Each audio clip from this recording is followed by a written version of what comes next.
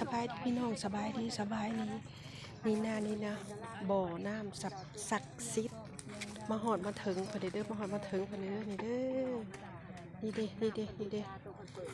บ่อน้ำศักดิ์สิทธิ์ว่าซั่น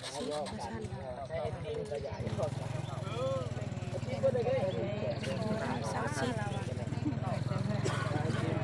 พูดลูกค้ามาหลายแท้ๆลูกค้ามาหลายอันนั้นนั่งเทียมไป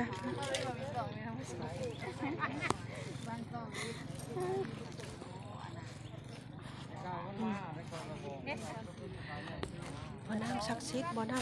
ธิ์นี่น้ำก็สิออกเนี่ยในหูได้น้ำก็สิออกในหูหั่นแม่นบ่ออกในหูหั่นแม่นบ่เด้ออกในหูได้น้ำเป็นก็แห้งบ่ออกในหูได้น้ำแล้วบ่ผู้ลูกค้าหลายๆเพิ่นบอกจังล่ะบ่จังบอกแล้ว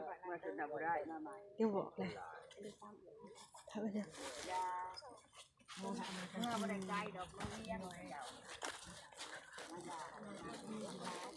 เพิ่นให้โชคให้ลาบอยู่ว่ามื้อนี้ให้แล้ว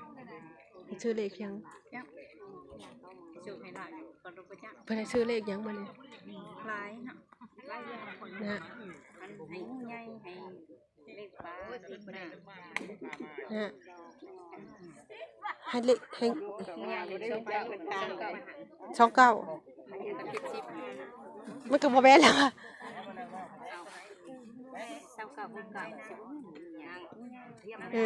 ใช่ป่ะ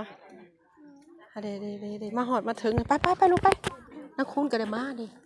นักคุณก็ได้มานี่นักคุณก็ได้มาเลยไปคนก็ได้หลายฮอดแล้วบุญฮอดยอดเกี่ยวจิได้มาฮอดเพิ่นมื้อนี้ฮะจะได้มาถึงเพิ่นฮอดแล้วเด้อเอาแหละคำสิเมื่อแหละผู้ตัวเว้นก็สิตกดินแหละผู้